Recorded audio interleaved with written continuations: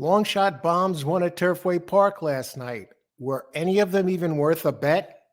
Welcome to All Horse Racing All the Time. I'm Alan, your host. Turfway Park, known as a track that delivers some of the largest payouts in the United States, thoroughbred racing. Did it again, followed form last night with some tremendous payouts on a number of races. And you wonder, these horses that came in, a lot of people left scratching their heads. Initially, I was at some of these races. And I decided, what better time than to go back and take a look at these races that had these mysterious, gigantic payouts and see, were any of these horses worth playing? Could you have picked these horses out? Well, I'll show you what I came up with here, and maybe what you see will surprise you if you didn't play these horses. And I'll tell you, not many people did, because if you see these payouts, you are just not going to almost believe it. So we're going to take a look at a couple of the races, the first and the third races at Turfway Park specifically, take a brief look at it, the ones that came in, and say, were they even worth a bet? So let's get started, take a look at this, and see what we come up with. We'll begin by taking a look at these payouts here. Now, this is the first race. They didn't waste any time. If you see the horses that came in, 5 comes in, pays $45.90 to win, right? Now, this is the very first race. Now, you had 2 bombs come in. We had a 52 or 53 to 1 come in second. Is this horse even playable? Number 12 and 10 was a mere 43 to 1. So you're seeing 20 to 1, 40 to 1, 50 to 1, 3 of them in there. So let's take a look here, what we can make of these, the 5, the 12, and the 10. And let's see what happened. How did these come in? Were they even playable? Let's bring that up right now, and we'll take a look at those horses and give you the inside scoop on this. Okay, let's bring this up here. Race number 1. Talk about the race just for a second, and then we're going to get right to the action. Here's what we see with this one. First of all, what are you looking for as far as the race goes to consider? Now, this was a 2-year-old race for 2-year-old fillies. So these, a lot of them didn't even have any action or no action at all. Now, how do these horses figure? Okay, you're looking down the line. They're running in the 40s, the 50s, whatever. This one popped a 60 in there, the 4. Now, the 5, we'll start with the 5. The 5 was the eventual winner. What can we see? The 5 did open at 20 to 1. You could see significantly slower than the 4, who wound up being one of the favorites, dropping in class, whatever. Now, here's the 5. Now, that was open at 4 to 1, and it was one of the lower ones. Now, this one wins. 'Tis the bomb. You look at the other ones, 6 running in the 40s, 7, 5 to 1 ran a 50, 8, 5 to 1 did run a couple of 60s. Now, what about this 5? Was there any chance here for this? Whiz the bomb, 20 to 1. First of all, gets a good jockey in the meet, very limited. Jimenez, Albin, 17%, 1 for 6, and a 19% jock.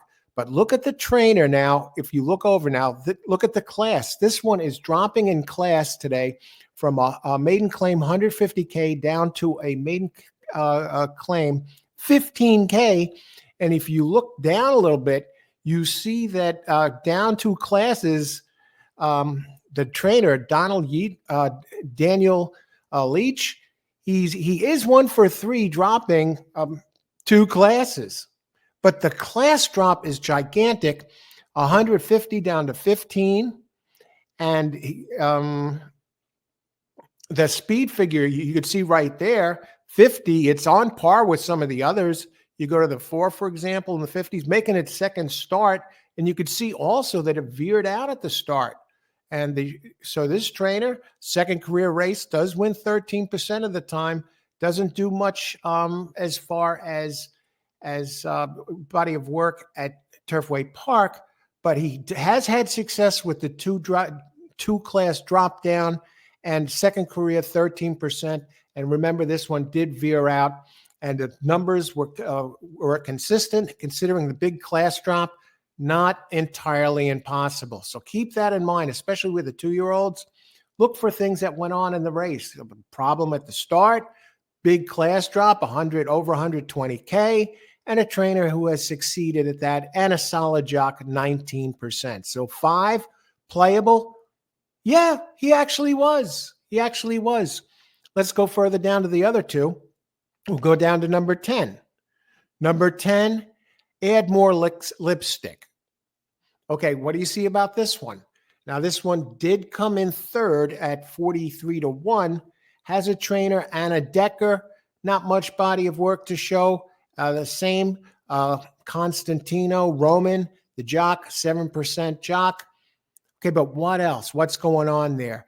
Anna Decker, look at her track record. Sneaky trainer, 48 out of 48 races for the year, has won 19% of them. Okay, 0 for 10 with first-time starters. It's very small sample size. But 2024, in the money nearly 50% of the time, and this one did get in the money, 19% winners out of 48. Not bad. And look at that workout of the number 10. December 4th, a bullet work, first of 37, 47 flat. First timer. And in maiden claiming races, Anna Decker, the trainer, 14% out of 21 starts. So Anna, she is well meant, and she does win when she races. 19%, 14% in maiden claiming races. The big workout. Sire, you want to go there. Keen Ice, Curlin, looking at the sire side. You don't know what this one's going to do. Did open 10-1, went ballooned up to 40-something% because people probably see Decker. Oh, yeah, 0 for 10 with first-time starters. But look at that 19%. Look at that bullet. And the Dam has a winner. I was talking about Keen Ice and Curlin. Dam has a winner from one starter. So you got a little bit of breeding there on both sides. 10. Somewhat impossible? No. Oh, went from 10-1 up to 40-something-1. Now let's go down to the last one, and then we'll move on to the other race that I'm going to talk about, and that's it. We're going to keep it short here. Number 12. Number 12 finished second at 52-1. And what do we see here? We see another sneaky trainer in there, this Chaz Retchie, who is 13% in 39 starts.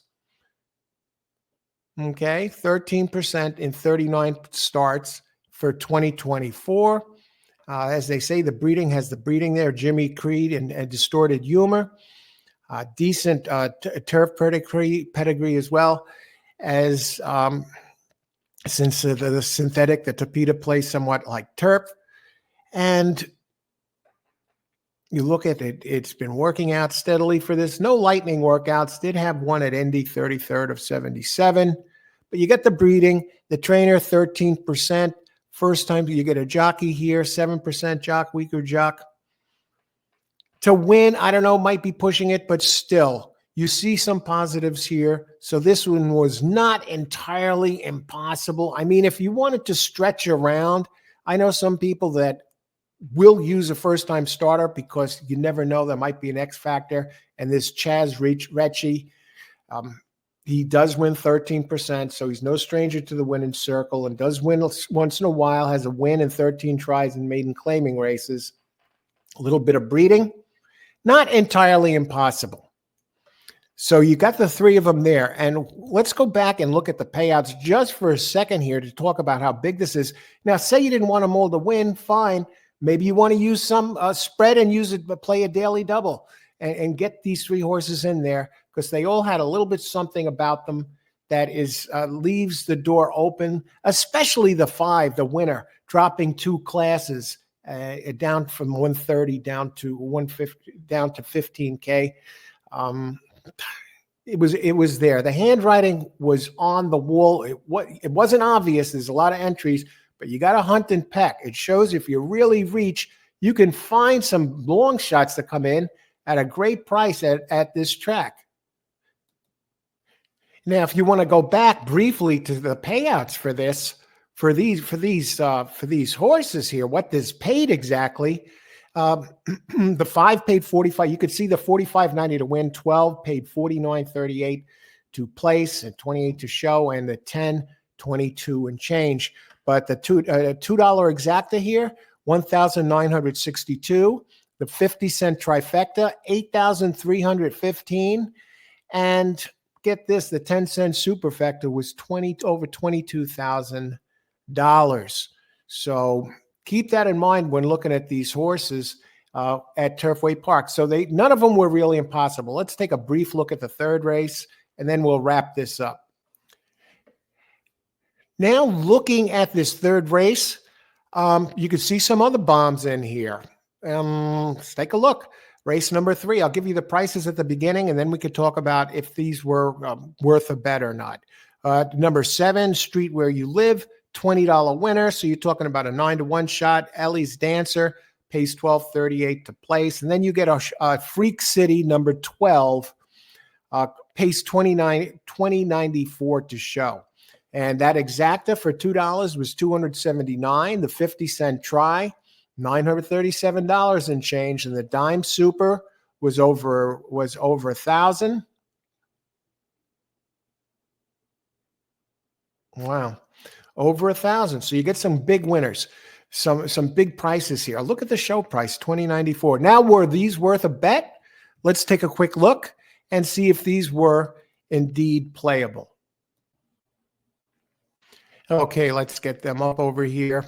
Okay, we'll take a look at the third race. Okay, it's not, okay, keep that in mind, though. The other one, where there's a 2-year-old race, look for things, especially lightly raced. If there's something going on, especially if it's going into the second race, look at those comments, make sure, see if the horse encountered problems, surface switches, whatever. Now, this is the third race. It's a mile, all weather. Okay, for maiden. So these are maidens again.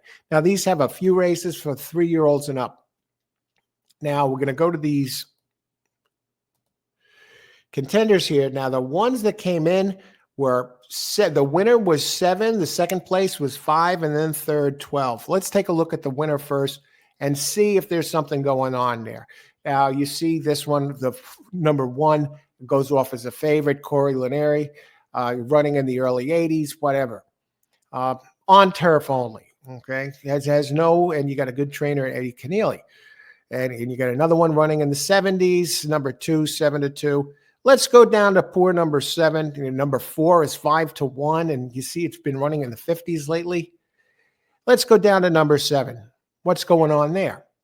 Okay, Street Where You Live. Now look at this stat. Okay, it has been slowly moving forward here, especially on the turf, 72, 74. So it's moving up. So the speed figures, hey, it's ballpark here. Oh, open 7-1. But take a look at this one here. Philip Sims is the trainer. Now this one is going from a maiden, maiden special weight to maiden claiming for $50K. And the trainer, Philip Sims, first time maiden claiming, 30%. But when he moves from maiden to maiden claiming, he wins a whopping 29%. A whopping 29%. So this is telling you right here, already has ballpark figures with the 70s on turf, which plays somewhat similar to PETA, the synthetic. And you can see that his poor speed figures were on dirt or sealed track, Indy and Keeneland, but this one perks up when they move over to the turf surface, which plays similar. It also has a good turf figure there on the right of 110, which is strong, got nice breeding in Malibu Moon, has street sense on the dam side, Street Where You Live. So this one, consider the trainer. Watch those trainers, what their intention is, how they do in certain situation. In this case, Sims, 29-30%, going from first-time maiden claiming and maiden to maiden claiming. Very strong. And already had the figures showing that it's moving in the right direction. So that one's there. And now we'll go down to the second place finisher, number 5. What do we see about this one? I got to bring this up right here. What I see here is it's opening 15-1, Ellie's Dancer, But what I see here is this one has run at Turfway Park back in March, and it did produce a nice figure of 75, which fits this race, has been running on turf, and does have good early speed as indicated by the E5. And you look when it ran at Turfway, first, second call leading, and even into the stretch only back by a head, and hung on and still got second. And it had this jockey Jimenez up, and so it ran well. Good fractions too. Ran 22-3, 45-3, leading at the first two calls. So opens 15-1, could be coming out firing. And look at the trainer, Claude Brownfield III. For the year, another trainer, very well intended here. This one, not too many races. 20 for 2024, ran 85 races, won 19% of them. And he gets a jockey, Jimenez, again. We talked about, came in another long shot earlier in the first race. Now here he is again, 19% jock, and he's ridden this one before. Lo and behold, hits the board at a big price to complete a big exacta. And now we're going to go down to the third choice, this was the $20-something show horse to complete the trifecta, number 12. So you can see these so far, all of these we've been able to make a case for. There is a little something compelling about all of these, and it continues here with Freak City, who opens 20-1, does get a 10% jock up in Alex Acard, but look at the trainer. Only 13 races for the year, but another one that knows when to spot these horses. Maiden for 2024, 15% wins 15% of the time, and on the all-weather track like this one, 1 for 3 for 33%. But I like the 15%. I like that it's taking that from the maiden special weight, taking that drop down to 50K maiden claiming, and the numbers keep going up. And what I also like here, the jockey. This one keeps the jock, keeps this jock now. This one is ridden. It's going to be the fourth time in a row, and Freak City gets in there, opened at 20-1. You can see the trainer has success in the limited time that he's worked in these areas, the all-weather for the year 2024. Keeps the jock. The numbers, again, ballpark. So what we can see right there is that, yeah, there's really no complaints as far as these go, because you could find a case, even as far as the speed figures go, where they had a shot to come in here. What more can you ask for? I know it's tough to hit exactas and trifectas and ask for a few of them to come in like that in order. Very tough to do. As you can see, it happens sometimes. You want to box and go crazy. Remember, these are big fields. But what you can do, especially what I like to do, I produce some big winners on my selection streaming shows here at this track and other tracks. My bread and butter, what I like best are the multi-race plays. And for here, where you can play the pick threes for 50 cents or the double for $1, you can include these horses like this, sneaky ones, especially first-time starters where the trainers have some sort of something going for them that you can reach for. Because when horses come to this track, Turfway Park, they usually do. This is not a track that nobody's just slip into.